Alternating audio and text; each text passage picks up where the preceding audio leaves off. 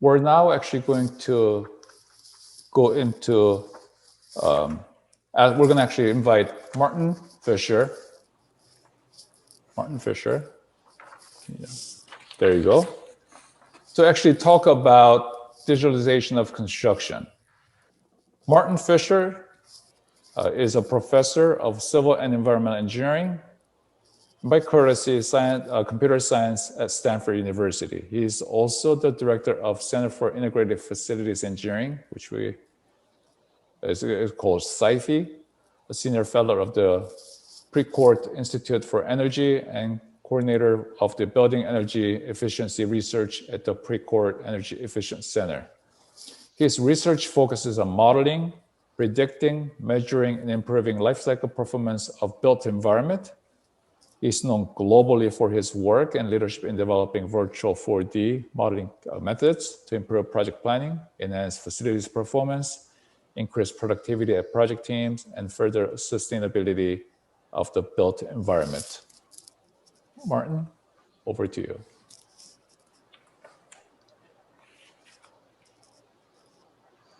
Thank you, James. Very, very happy to be here, and thank you for your leadership and the leadership of all your colleagues at PPI and SPS. So this session is on digitalization of construction. What does it mean and how to do it? It's a topic that I've enjoyed my entire career because, as many of you know,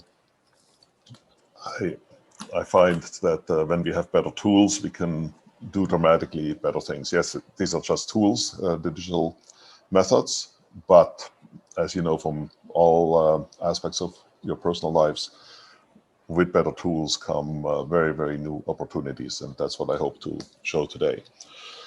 I see, broadly speaking, really two main opportunities from digitalization. One is to sort of get rid of inefficiencies, and I briefly make a few comments there in the process we have today, or in a slightly reorganized process, and then, as Todd alluded to, from automation optimization. That is extremely exciting, but also a bit more challenging and interesting. So, give you an idea of what I do at Stanford, mostly because of our fantastic graduate students and colleagues. So these are the classes I'm involved in this academic year, from managing sustainable building projects to managing fabrication construction, collaborating with Ed Pound from PPI. That was super interesting. Virtual design and construction robotics, industrialized construction, AI and frontier technologies. Just as a little bit of background, in addition to James' introduction of what I work on at Stanford. But I want to start with something very, very simple. At the end of the day, we all want results. Like William showed, we need to score a goal. Or it's a little trickier actually in our field, right? What is the result we actually want? What is the value we're really adding? That is something, in my experience, that needs to be defined quite a bit more carefully to really make use of optimization, of data science, and so on. But if we want results consistently, we must have a process, and that was already showed very nicely. And you cannot have a consistent, good process if you don't have data. So in other words, no data, no process, no results. I realize this is painfully obvious, or maybe annoyingly obvious, but if it was really so obvious, then we would have much better data today than we have. Because one thing that has surprised me over the last decade or so is still how little attention we in construction actually pay to the data. I realize that's improving, but that's a reflection. Given this really obvious statement here, I think we should have better data. So I was going to make a few comments on the sort of low-hanging fruit, immediate opportunity. This is one of my first projects. Was this? I was working on this bridge in the background, redesigning it so it could be more constructible. And that really got me into building information modeling, 3D modeling, etc. Because I spent most of my day looking for the right information. Who had the latest information? Did somebody have a newer drawing? Who else is working on this, etc. Basically, the visibility, transparency wasn't there. And I saw myself and everybody on this team and in other teams wasting a lot of time. And basically, I was lazy. I didn't want to have to do that. I wanted to have the information working for me, but instead I was working for the information. And so this I find always a very, very good question that was posed to me some time ago by Kathleen Liston, one of my PhD students from some time ago. Yeah, she's asked me one time, hey, are you working for the information or is the information working for you? And I'm really excited that we are getting to a point where information is starting to work for us. But where is this information? Where is this data? And typically we find it's stuck in many, many silos, many, many different ways of being organized and formatted, etc. And this is what we have also observed, the effect of that, what we observed. My colleague at the time, John Haymaker, and former PhD student Forrest Flego, they studied a engineering organization in San Francisco, well-known, large engineering organization. And they found that they spent 54% of their time managing information, not doing design, engineering, the things that they are really paid to do or that really adds a value. More than half of their staff, of their engineers, is there to just manage information. We found even more staggering number when we, in the time of the first .com boom, studied the processes that were being used. And that was work by, at the time, Alex Baron. And he found that 84% of the work in, for example, monthly progress billing would fall away if we just connected these different steps with information. 5 or 6 work hours are basically wasted. And the situation is maybe a little bit better today, but I'm not sure that much better. But this just shows the opportunity that's immediately available for us, money that's lying around basically for us to just pick up and do better projects. So, but a lot of you I know are already picking up this low-hanging fruit. So what is the slightly higher hanging fruit? So back to this, basically we want results, right? And then, so if you think about this a little bit more, right, it's very obvious that you can't do much without information. And you can't do anything well without good information. Again, I realize it's painfully obvious, but we should therefore be able to say how much better is our information today versus last year, how much better does it need to be next year. And so that's where I want to show the opportunities that we see from a number of tools that already were, you mentioned them in the survey, and that already be alluded to by some of the previous speakers. But basically, the combination or confluence, as Carl called it, of emerging technologies creates really unprecedented opportunities for breakthrough performance. And I'm just listing a few categories of tools here. There's many more that you have listed. And any one of them is already a big deal, but the combination is really, truly exciting. And I think that's what we're discussing here. So I love Todd's statement and James that we are looking for self-organizing and self-optimizing production systems. So this obviously requires good information. So how good is the information that we have and how is it getting better? So I want to show a little bit of work from our lab on this, just as an illustration. So we need to establish a demand, right? If we don't have a good demand, as Mark mentioned, then yeah, the rest becomes really guesswork. So there's some technologies here. We find virtual reality and optimization be very, very design optimization, multidisciplinary design optimization to be very useful tools here. There's others, but that should serve as illustration.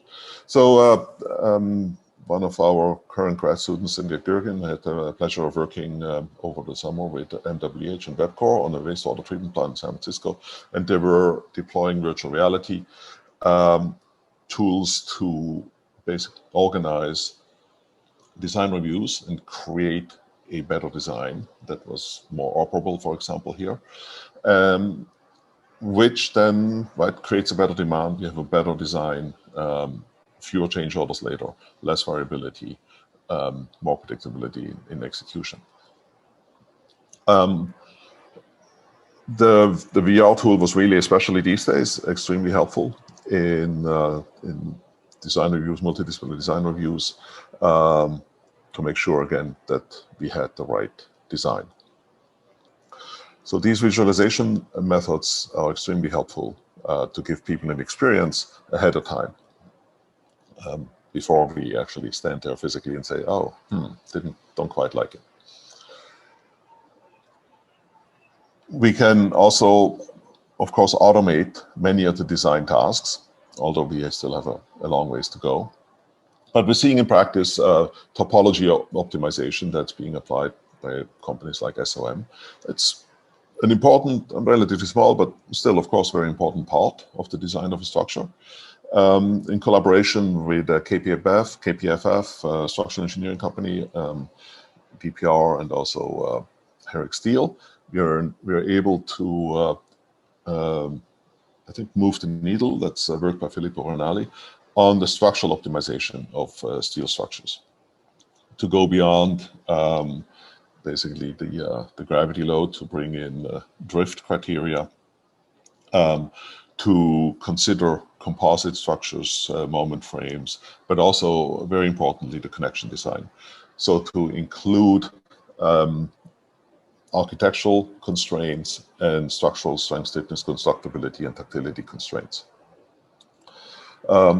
This has been really eye-opening work for me. Seeing that this is possible to do, that we can basically automate the design of a steel structure for many important criteria. Of course, there's more, but still already more realistic than exists today, but also tells me we still have a ways to go in terms of a self-organizing system, because the structural design is just one important, but just one part of the design of any kind of structure. And we need to connect these different disciplines. So yes, we're making great progress, but we have quite a ways to go. But we are seeing already from these optimizations significant material fabrication changes, extremely fast structural design time, which really changes the business model, right? It allows a very different design process in terms of exploring different options, higher safety, and basically by being able to look at thousands of feasible scenarios versus just a few. We can do the same with schedules. That's a tool that has come out of my research lab, being commercialized by a company called Alice, Renee Mocha's work. This was collaboration with Clark Pacific, a precast company, where basically over the course of 3 days, we analyzed the 4 construction strategies they really wanted to understand, 56 construction schedules, 500 schedules generated, basically 10 minutes for generating a new schedule for each new alternative, and basically combining real field data, building information model data, construction knowledge, to create these insights in just a matter of a few days, to understand the cost and duration trade-offs for the different strategies that they wanted to explore. So again, this gives us ability to predict, to bring the knowledge we have in a consistent way into the design of a process, the demand, the schedule, which is an important contribution, I believe, but again, just one of the contributions needed for a self-organizing, optimizing production system. So these are illustrations of how we can establish the demand better, but we can also see very exciting technologies to establish the supply, the transformation, a lot of what Mark talked about. I just want to show some examples from the IoT sensing world and robotics. But this allows us really for the first time to create consistent real feedback loops, which of course, incredibly critical for continuous improvement. So the first one, there's an IoT device, a crane hook developed by Versatile that was deployed on this project by the Clark Pacific and others, many others, but the one that we were able to observe in San Jose. And basically it gives us data on every crane operation. So it's no more guessing, no more like these anecdotes, oh, that is always in the way, etc. No, you have the data for every operation, which is really extremely refreshing to see. And so just what you do with this. A couple examples that were presented at Future Tech at ENL a couple months ago. And what we've seen is when you go from sort of your average data of how long does it take to put the double T into place to it takes this long for the double T on Monday morning at 10:52 and so on. When you have all of that data and you use that then to predict the work that's ahead, you can reduce your prediction error by about 50%. So you can establish a better demand for your crew, which allows you to better match your demand and supply, of course. Or you can also, I mean, it's simulated, but based on simulation, we could see that we could actually install 7 more parts with a 90% chance of achieving scheduled targets because we have the better data.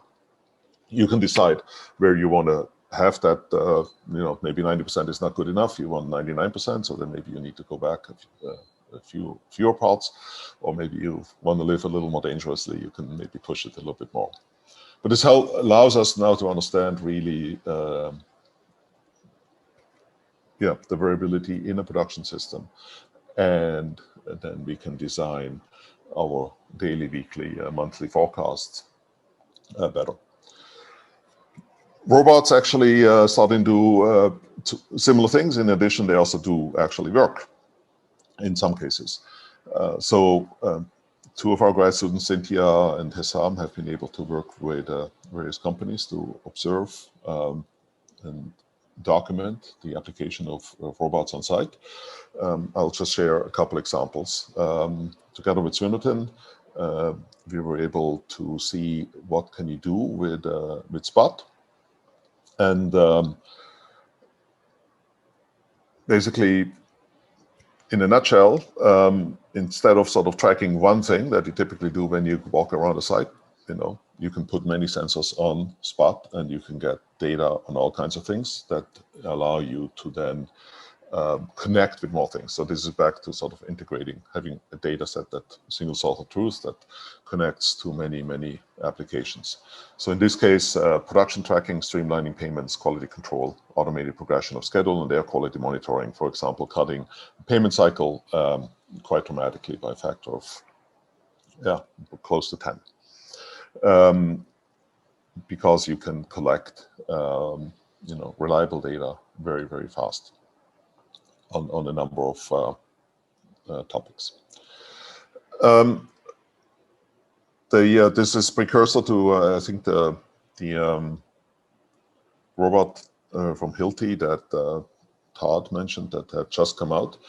This was version 1 of it by a company called Enling. We were able to work with Cruiser Smith, and what we saw that this drilling robot reduced task time by 11%, cut, and I think that's really, really critical, muscle strain hours from 60% to 1.3%, a dramatic reduction, improvement in health and safety, reduced rework a bit, almost by 50%, increased the accuracy, which also then important for prefabrication, and cleaned up the site automatically, increased cost by 13%. So you have to decide, is this worth those 13%? I think that cost will come down, will change. Also, it's different business models are developed for the use of robots. But already, I think, extremely promising results from basically, this was the first application of this robot on a project. Then with Mortensen, we're able to look at the application of a layout robot. And basically, we found that you can again, achieve higher accuracy. It is, and you consider the setup time a bit slower, but on the other hand, you only need one operator. The actual execution task is quite similar without the setup time. Again, this was the first application, so I think for the first application, really very, very promising. But what we, what we see also with these robots is that you can extend, often allows you to extend the operating hours because you can do certain things, for example, at night that today wouldn't be possible because of staffing or other requirements or regulations. So I guess I should have hit this a little bit sooner for the video to play, just to see a bit. But the other thing that the robot, the layout robot does, it prints more information, so you can transfer your information from the 3D model to the field more completely. So what we see is this information is getting more accurate, reliable, consistent, timely, up-to-date, complete, more granular, relevant, computer interpretable. These are all very, very important to have in the context of automation and doing better things more consistently. Yes, you get more granular data, which is really critical because that data you can actually believe. It's too much for us to look at, but the computer can help us with that. So what we have seen with these examples is project teams can better match demand and supply. But we're not yet at a self-organizing, optimizing production system. For that, I find the levels of digitalization, these levels of digitalization is quite helpful to think about. Basically, those levels of, though the data allow you, or the system, just the data and the system, does it give you a description, what is happening? Where were the players when the goal was scored? Explanation, why is it happening? Prediction, what will happen? That's what we saw with, for example, what Alice is trying to do, the structural optimization is trying to do. And then prescription, what should be done? What we have seen really over the last couple of years is that the technologies are dramatically improving our description of what's happening, which we have never had before in our industry.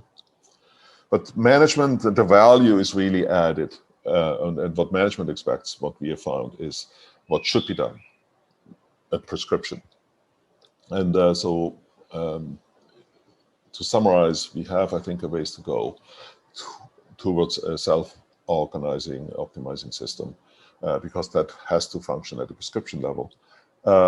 We have a ways to go to explain why it's happening, what's happening, to make accurate predictions, to validate our predictions, so that we can go to a prescriptive system that can self-organize. So that's where I see we are, but it's an exciting journey towards a self-organizing and self-optimizing production system. And to get started, we need to pay attention to data, because without it, we have no process and no results. Thank you.